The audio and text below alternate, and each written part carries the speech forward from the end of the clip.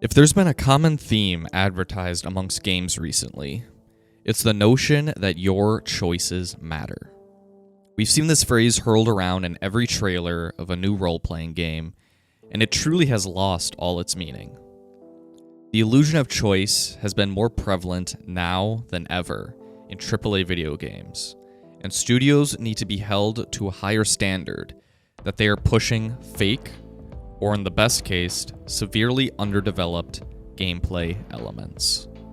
I'm not here to preach that there haven't been advancements in questline resolutions which further impact the future of a game's story, but in the vast majority of cases, these conclusions exude little to no impact on the story's main objective.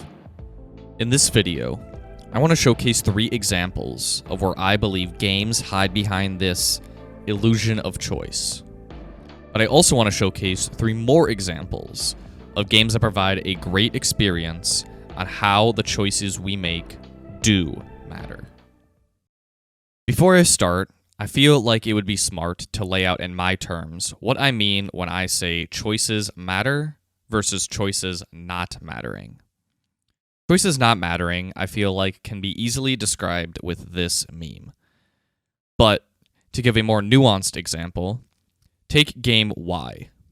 In game Y, you have an option to help or not help an NPC named Bob.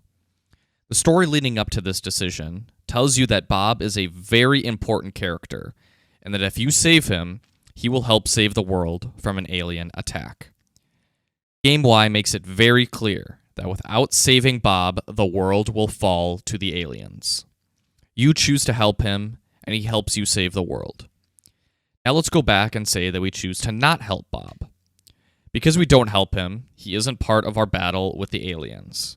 But out of nowhere, his twin brother Bill comes to help and save the world from the alien invasion. This is an example of whether you choose to help or not help Bob, the end result remains the same, thus creating this illusion of choice. Now let's look at Game Z. In Game Z, there is coincidentally another alien invasion, but you have a secret weapon that the aliens don't know about that can take out their mothership. The game gives you an option to fire the weapon yourself, or you can hand it off to your best friend John, who will fire it. Let's say you fire it. You hit the mothership and you save the world. But now let's say you go back and tell John to fire it while you go on to fight in the front lines. John misses the target and instead hits an orphanage. You now still have to take down the mothership, but you have the option to go and save any potential survivors at the orphanage. Game Z has 2 different outcomes for 2 different choices. The story splits off and doesn't reconvene. This is, albeit, a very basic example of where your choices would matter. Now that is established, let's get into the real examples. One of the most egregious offenses of choices not mattering is with the opening hours of Cyberpunk 2077. I know I'm far from the first person to point this out, but I'd still like to take a whack at the dead horse. We were told constantly throughout the development and lead up to the game's release how choosing one of the 3 available backgrounds will lead to significantly different opportunities available. This could not be further from the truth. The absolute most a certain background will give you is extra dialogue options with certain NPCs. There are no quests, areas, NPCs, perks, or skills locked behind the player character's background. Now, I can understand the sentiment that some people would enjoy being able to accomplish all the game has to offer without creating a brand new character with a different origin. But, at the same time, arguing for this case would, in my opinion, allow for much richer and in-depth RPG elements. Imagine having an Afterlife-type bar or club exclusive to each background faction. Inside, there are unique NPCs that give out quests, armor, and weapons specifically tailored to the background that you choose. From here, you can choose to move up the ranks of these factions, or choose to sell them out to a rival one and join them. This is only scratching the surface of what background exclusivity has to offer. Beyond the opening 30 minutes of gameplay, there really is no difference in choosing a nomad from a street kid from a corpo. This is one of the most disappointing aspects of Cyberpunk I was really looking forward to. Not to mention that the relationship built between you and Jackie is shown through a minute-long montage of you completing jobs instead of the player doing it themselves. Now, to give CDPR credit, they did have a vision and I saw it. We all saw it. By far, the game's most detailed and well-crafted quest is the job that Dexter DeShaw gives you about buying the flathead robot from the Maelstrom gang, titled The Pickup. Playing this mission from the setup, execution, and aftermath was one of the most fun experiences I had not only in Cyberpunk, but in any game, period. This is one of those rare instances in the game where I believe your choices do matter. Not necessarily in the long run of the main story, but more on how the job is completed. The mission does a lot of stuff very well, and it's easy to see the development team put a huge amount of time and effort into the thought process for this mission. The mission itself can only be accepted. There is no way for V to deny it because it is directly tied to the main story, which is fair, but I would have loved to have seen CDPR explore the option to go behind Dexter's back and steal the flathead robot for himself. But regardless, once V accepts the job, we enter our first fork in the road. V has the option to meet with Meredith Stout to arrange a meetup before the mission. During the meetup, Stout gives V the option to pay with her card, which V can accept or deny. If he denies it, he pays with his own money. If he accepts it, we reach another fork. Unbeknownst to V, there is malware on the data shard. V can choose to decrypt it before meeting with Maelstrom, making the data shard safe and unlocking a quick hack. If you choose to take the shard and not use it for payment and decrypt it after, you receive 10,000 eddies. Otherwise, V can take the shard, use it for payment, and fry one of the Maelstrom goons, which leads to a fight with the gang to break out of the compound. Keep in mind, we haven't even gotten to the main mission location from this optional path, and there are 3 possible outcomes. Once you reach the Maelstrom hideout, providing you don't aim your weapon at any of the members, leading to an all-out brawl, you enter talks with Dum Dum and eventually Royce. Another side note is that Dex has already paid the previous Maelstrom leader, Brick, for the Flathead bot, but he has since been usurped by Royce as the new leader. V is going into this mission not knowing if Royce will honor the deal. I love that they add this twist into the mission because it gives the players a bit of uncertainty as to how it will play out and will make the choices that they decide during the mission matter that much more. Depending on if you met with Meredith, several different outcomes can occur. Option 1. You take too long to answer Royce and he shoots and kills you. I like that it's added as a consequence to make the players think quickly. The main result is just reloading to a previous save. Option 2. A peaceful transaction. This one has a lot of prerequisites, but it's the one that leads to the least amount of bloodshed. You can't meet with Meredith Stout. You don't point your weapon or attack any Maelstrom members. You calm Jackie and tell him to sit down. You pay the additional 10,000 eddies Royce demands. Choosing this outcome doesn't have any benefits immediately, but it will allow access to the Maelstrom weapons dealer and keep Dum Dum alive for future missions where you can get his unique weapon. Option 3. Fight Militech alongside Maelstrom. You take Meredith Stout's data shard. You don't point your weapon or attack any Maelstrom member. You calm Jackie and tell him to sit down. You pay Royce with either 10,000 of your own money, the infected chip, but warning Royce if you're a corpo, or the chip after you removed the malware. This one is very similar to the peaceful transaction outcome, but you instead fight Militech at the end. Now, after the transaction, there are even more options to choose from. You find Brick in the hideout, and you can either free or kill him. If you don't free him, Dum Dum stays alive. Once Militech is defeated, you can find the man Stout was holding captive, Anthony Gilchrist. He will tell you that you're even for saving his life, and he will have Meredith Stout killed. Even further, if you're a nomad, you can find a message Gilchrist sent to Maelstrom exposing him as the mole.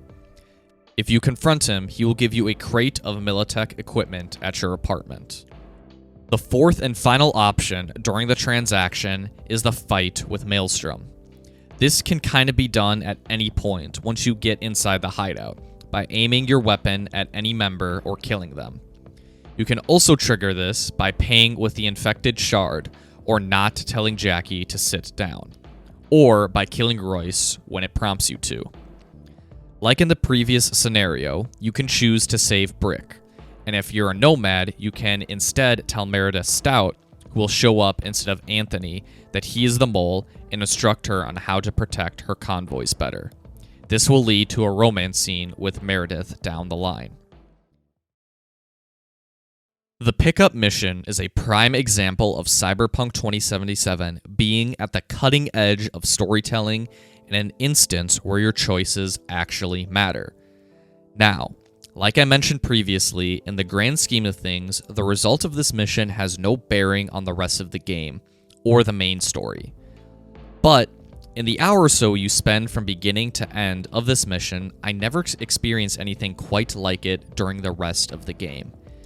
Now, many may argue that missions like Atomic Love or I Walk the Line provide a similar experience, which I can agree to some extent. There are options on how to approach them, but I still would be hard-pressed to agree that they were nearly as detailed or given as much of a cinematic-like treatment anywhere near close to the pickup. I saw the vision CDPR had.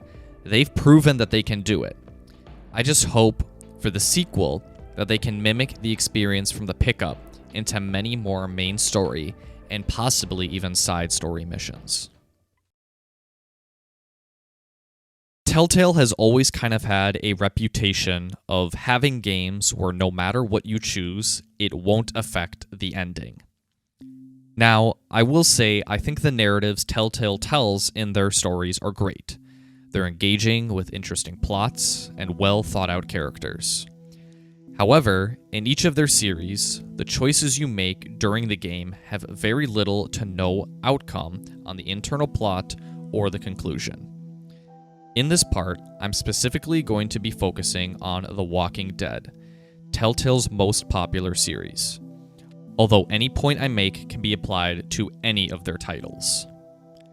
In The Walking Dead, the game forces players to make a wide variety of decisions, more often than not determining the fate of a character. These decisions are often accompanied by a timer, presenting a sense of urgency which pushes players into making quick decisions. One of the first big decisions we make happens at the end of Episode 1 of Season 1. We are given the choice of either saving Doug or Carly in the convenience store.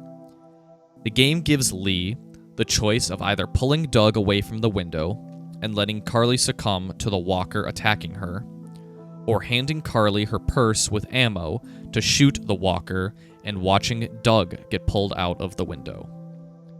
Either choice is ultimately meaningless because both characters meet the same fate in the same way at the same time and don't last until the end of the season. They are killed by Lily on the side of the road, Doug trying to save Ben, and Carly for insulting Lily. Either way, their deaths are extremely underwhelming and render your choices of saving one or the other moot.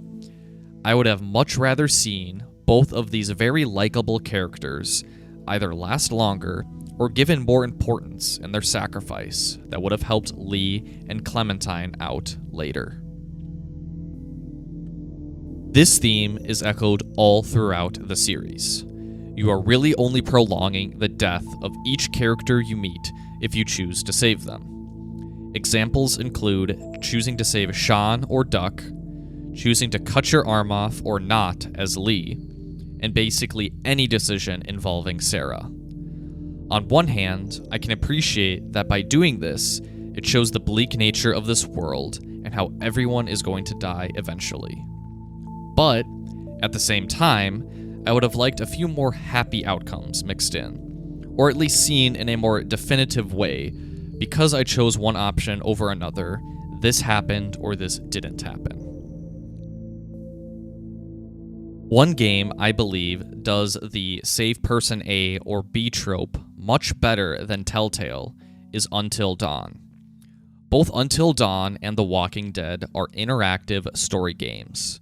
But the one aspect that Until Dawn does better is showing the actual consequences of your choices.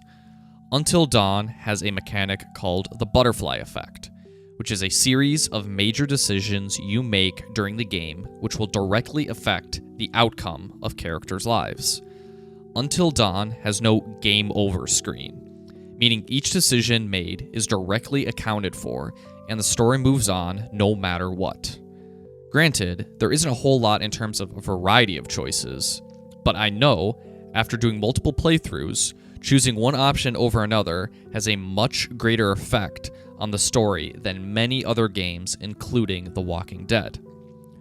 One of the most memorable parts of Until Dawn is when you are playing as Chris, and we are forced by the Psycho to choose between shooting yourself or Ashley. The Psycho, who turns out to be Josh in disguise, tells you that Chris must shoot himself or Ashley, and if he doesn't shoot anyone, they both die to the saw blades that are slowly falling on them. The twist is, in the end, that the gun is filled with blanks, so no matter who he chooses to shoot, they will live. Not only is this a great twist in the middle of the story, but when Chris is being chased and tries to enter the safe house, Ashley will have the decision to let him in. If you're playing as Chris and choose to shoot her, she won't let you into the safe house. If you choose to shoot yourself or no one, you will be let in by Ashley. That one early game decision affected the outcome of a major character, which I loved. Another great example is with the flare gun. In Chapter 6, you have the option to have Emily keep the flare gun or give it to Matt. This one decision has a ton of different branches of where the story can go. If Emily keeps the flare gun, she can shoot it then and there, or store it for later use. If you give the flare gun to Matt, he will also either fire it right there, or store it for later use. If given to Matt, and he doesn't use it right away, and he also decides to save Emily, he will have the option of using it to defend himself against the Wendigo and live. If he wasn't given the flare gun, he would automatically die. If Emily keeps the flare gun and doesn't use it right away, she will also use it to defend herself against the Wendigo. If either character used it immediately, they would both end up dying. Until Dawn has a ton of these moments where small and big decisions can affect the overall outcome of the game. I'm a huge fan of supermassive games and love how they allow their story to play out no matter what the player chooses. They never say no, they say yes, but, which makes each playthrough feel more personal. The third title I want to talk about is Hogwarts Legacy. Now, Hogwarts Legacy is a game I have a lot of conflicting feelings with. On one hand, I loved my time exploring Hogwarts Castle, learning spells, and flying around the surrounding area on my broomstick. But on the other hand, not having a morality system, no consequences for using the dark arts, and little to no impact on the story depending on the small amount of decisions available to you. Now, I wouldn't be as opposed to the game if it didn't market itself as a role-playing game. On the surface, it checks the right boxes. It has a leveling system, skill trees, and choices available to the player. But at the end of the day, your character is funneled into the game's story with no option to object from you. The mean choices you make during side quests have no effect on the game. You choosing to turn Sebastian in has no impact, and learning to use the unforgivable curses has no bearing on the outcome. And my favorite option, is how you choose to tame the Graphorn. Doesn't matter if you attack or kneel as your response to its charge, you get the mount no matter what. The entire ending of the game is only based upon the dialogue option you chose when talking to Professor Fig. While still a fun game, all in all, the RPG mechanics are laughably bad in Hogwarts Legacy. Now I know that the reason you aren't allowed to be truly evil and kill students with Avada Kedavra is because the ESRB rating would probably be adult only, since you're killing children. But I still would have liked to have seen either a morality system or something that influences the game based on the choices you had made. Having the ending of the game dependent on nothing besides a final dialogue option is extremely lazy. The final game I want to talk about in this video is none other than Baldur's Gate 3. Baldur's Gate 3 is jam-packed, full of decisions that you make. Too many to talk about in this section of the video. One of the main objectives in this game is the mission Gather Your Allies, which is essentially a long list of optional side quests helping NPCs so that they will in return help you during your fight with a Netherbrain. There are 19 total factions/people you can help during your 3-act playthrough, which can then be called upon for aid during the final battle. Most of the game's main and side quests are tied to this, but keep in mind it's entirely optional to help/aid/save any NPC. Some endings are dependent on whether they are alive, sure, but completion of the game isn't. The Emerald Grove is one of the major plot points of Act 1. It has huge implications on the rest of the game depending on how it is resolved. You can either save the refugees by killing the goblins, kick the refugees out and side with the druids, side with the goblins and overtake the grove, or just kill everyone. Depending on what you choose will lead to consequences down the line of the game. Another huge choice is if you want to accept the Mark of the Absolute or not. Doing so will block you out from future side quests, and certain NPCs will not want to talk with you anymore.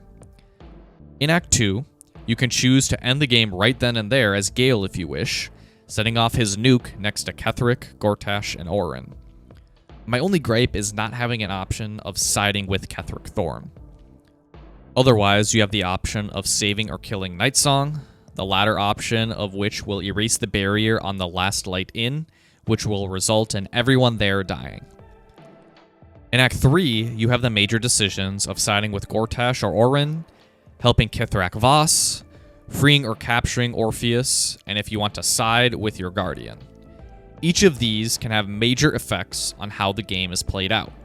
To top it all off, throughout all 3 acts, you have the option of siding with Raphael if you so choose, which alone has its own major consequences. Baldur's Gate 3, in my opinion, is one of the best experiences you can have to escape this illusion of choice narrative. I don't think it's entirely perfect in that regard, but it sure comes damn close. Now, I'm not trying to push the message that every game needs an infinite amount of options available in order to be fun. In fact, I would much rather have less options with more fleshed out consequences more than anything. Developing a game takes a finite amount of time, money, and resources. It's impossible to come up with a result of every possible scenario. But I hope that for future games, whether they be story-driven or RPGs, that they expand upon the results of the choices players make and give them meaning. Don't give players the option that will not matter mere moments later. Writing fuller experiences and storylines dependent on the choices made will make playthroughs and experiences much more intimate and will create an amazing sense of wonder that they will never forget. Thank you all for watching. I hope you enjoyed the video and can relate to the sentiment of it. If you did, please make sure to leave a like and comment. If you want more content similar to this, consider subscribing. That's it for me. But until then, I will see you all next time.